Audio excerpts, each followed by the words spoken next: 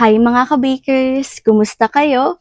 Ngayon naman ay gagawa tayo ng munggo cluster. Handa na ba kayo? Ang mga kailangan natin ay bread flour 500 grams, yeast 20 grams, bread improver 1 teaspoon, salt 10 grams, sugar 100 grams, itlog 1 piraso, butter or margarine 75 grams, at fresh milk na 250 grams. Kakailanganin din po pala natin ng mayonnaise na 20 grams sa filling at munggo paste na 60 grams na meron tayong sariling recipe. Ilagay na natin ang gatas, asukal, asin, bread improver, yeast, suka, itlog. Haluin muna natin ito para matunaw ang asin at ang asukal. Pagkatapos ay ilagay na natin ang butter or margarine at ang bread flour. Atin na pong paandarin ang ating mixer. Hayaan lamang po natin itong umandar hanggang po sa tuluyan na magsama-sama ang mga ingredients na ating inilagay dito. Ayan, kapag ganito na po at nagsama na sila, ay pwede na po natin kunin sa ating mixer at atin na po siyang ipadaan sa ating roller. Yan. At kung meron naman po kayong magandang mixer, yung spiral mixer po ay okay na po yun at hindi na po siya kailangan padaanin sa ating roller.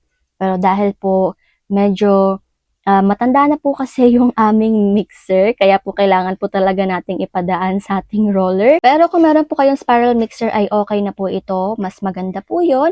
At saka kailangan lamang po ay yung ganito po dapat ang kanyang texture yan. Yung okay na po siya, tigit sa lahat ay medyo stretchable na po siya at yung isa na po talaga siyang dough. Kinuha na po natin ito sa ating roller at ngayon naman po ay atin na po itong hahatiin.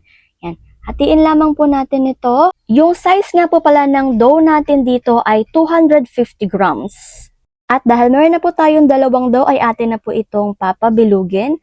Bilugin lamang po natin ito ng dahan-dahan at ilagay po natin sa ating plancha.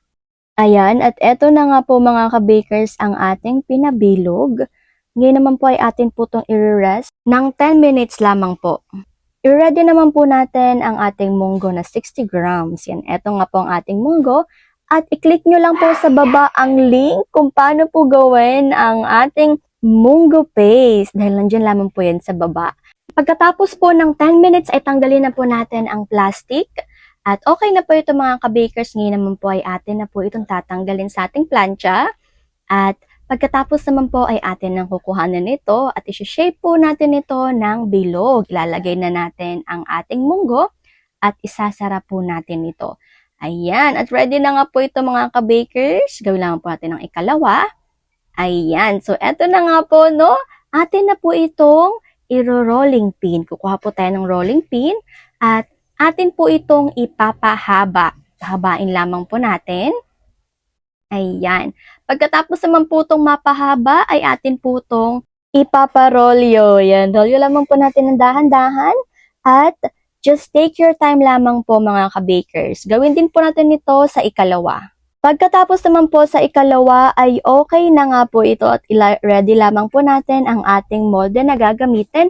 Ang size nga po pala ng molde ay 8 by 1 and 1/2. At gagamit po tayo ng cutter. Lalagyan po natin to ng hiwa at ibabaliktad at sa kabila naman po ang ating lalagyan. O di po ba napaka-cutesy ng ating design?